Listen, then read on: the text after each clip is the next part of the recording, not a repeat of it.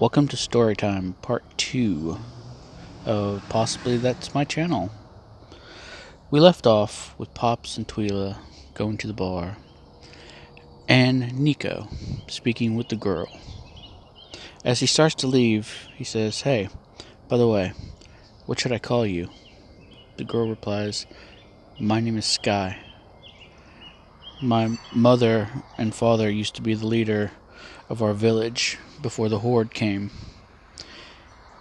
He claimed me and my brother when we were young as his property. He would do things to my brother and myself. He swore if I ever ran away, or we ever ran away, he would kill us both immediately.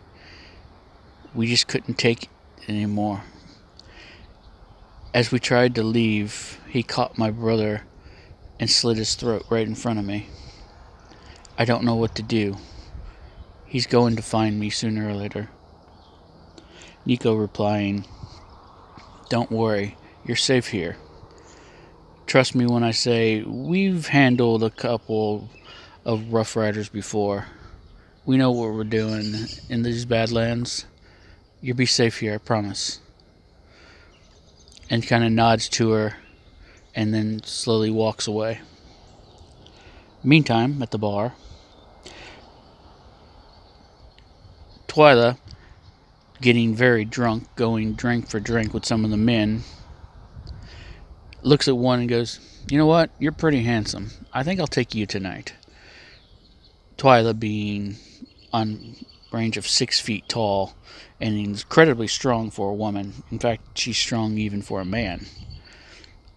She was raised to be rough and not to take shit from anyone. Her father instilled hardship into her, that the only thing in life is to basically kindness for kindness and harm for harm. So that's the creed she lives by. Only the strong survives, but you still have to know humanity. Except for when someone's stupid enough to come up to you with a knife and then you kill them. That is her creed. As she approaches the man just shrinks back in his chair, thinking to himself, "Oh my god, I'm going to get crushed tonight." Another old soldier who's sitting next to Pops says, "You know what? I think your daughter may kill that boy." And Pops replies, "Yeah, it wouldn't be the first." They both kind of laugh and everything. As they're sitting in the bar, 3 men walk in, dressed in dirty old leathers. They've obviously been traveling for a while, each one packing multiple weapons and looking somewhat grimacing. One of them instantly looks at Pops and walks up to him, waving the other two to go off somewhere else. He simply sits down next to Pops and looks forward and tells the bartender to give him a whiskey. He does not look Pops directly in the face, and he says, "It's been a long time." Pops replies, "Not long enough. What are you doing here?" The man goes, "Oh, we're just visiting your fine town. Looking for, you know, fine things." He goes, "Oh yeah, what might that be? What kind of shit would you be looking at? I mean, I'm sure you guys smell so bad, even the roaches won't come around you." The man replies, "Ha ha ha. At one time, just a simple glare from you, any man would have shit their pants and probably killed over. You kind of lost your touch a little bit." Is at that time Pops looks over and he goes, "Do you really want to try me?" The man replies, "Listen." As he started to say Pops' name, Pops up, "No. You would never mention that name, ever, in my presence." The man replies, "Sorry? Sorry." He goes, "Listen. I'm not here to start trouble. I'm here to pay a debt. He goes, oh yeah? What might that be? You owe a hooker or something? He goes, not quite. He goes, when you left, you saved my life. You made sure that they knew I wasn't helping you, which made sure they didn't kill my ass. So out of some sort of sense of, well, should we say, honor, if you can call it that, I'm going to give you a little word of advice. You have a little bitch in your possession. Give her up before they get here. You give her up, I take them to her. That way they never come around here. What do you say? At that time, Pops looks over at the man. He goes, why is this person so important to you? He goes, not important to me. He's important to the boss. The boss doesn't like things leaving his possession, so to speak.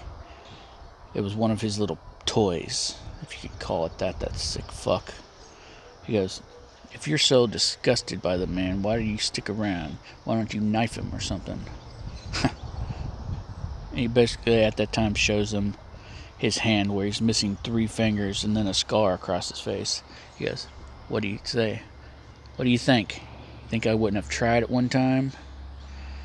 A few years after you left and he took charge, me and a couple boys, we tried to, do him in so we can take control. Maybe lead it in the right way. He strung those men up by their guts and did this to me. He wanted to make sure one of us lived, so it would make an example of us. That son of a bitch. Pops looks at him and goes, listen, thanks for the warning, but I'll see what I can do about the girl. We don't need no trouble here. After all, we won't even be here in a couple of days. The guy replies, good. Leave the girl. Go on your way. Nothing has to happen. Debt paid. You live. And we move on. That's the way of the world. Man stands up, waves to the 2 men, goes, we're out of here. They basically start to walk off, and one of them kind of nudges Pops, and Pops stands up, and instantly the man grabs his companion and goes, son, you don't want none of that. And he pulls him back, and they leave. Twyla stops kissing the young boy at the table and pushes him aside and goes, you stay there, I'm not done with you yet, sweet cheeks. Walks away up to Pops and goes, who was that?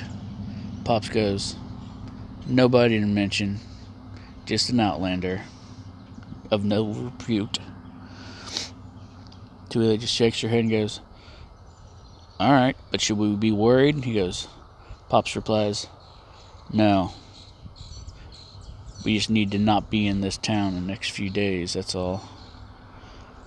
We need to get the contract finalized and then the new contract with the Empire and get the hell out of here. Alright. And by the way, Twyla, be easy on the boy, alright? He's only 16. He goes, hey, I'm sorry. It's not my fault. These new boys are breakable. He just shakes his head and walks away. Meanwhile, Nico talks to a guard outside, saying, we need to get her some food. Maybe a bed or something. Guard goes, well, everything's starting to get packed up. The only thing left is maybe, and she wants a board with the boys. Why she's with you, boss. Guy goes, oh my god, this is gonna get weird. He goes, alright, I'll go tell her. He basically, here, let me have the food. He takes the food into her and replies, okay, I got good news for you and bad news. She goes, what's that? Good news is,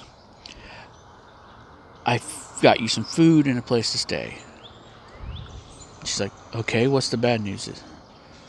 Bad news is, you're bunking with me. And she looks at him and goes, listen, I know you're helping me, but I'm not willing to pay that way. Nico goes, no. Listen, it's the only bed available. Alright? You'd be safer with me than you probably would be with the men. Especially, you'd be safer than being with my sister. She just like looks weirdly and goes, okay. Goes, alright, just follow me and I'll get you settled in. And then I'll talk to my sister, Pops, and we'll get everything solved.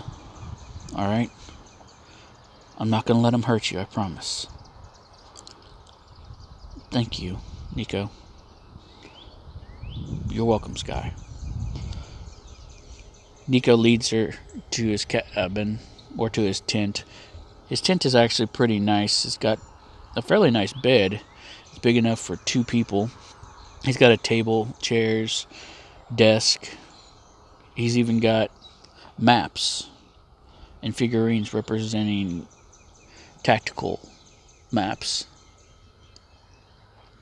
He basically gives her the bed, and she goes, I almost thought we'd have to share a bed. He goes, no, I'll sleep in the floor next door. That way, make sure everything's safe. And she goes, why wouldn't it be safe? We're in the middle of this village surrounded by your entire mercenary unit. He goes, well, that's a good answer. There might be thieves? The girl, realizing that he just wanted to be around her, kind of smirks and goes, alright, fine, but don't get any ideas. He basically gives, she eats some food and slowly lays down. He goes, would you like to listen to some music? And she goes, what do you mean?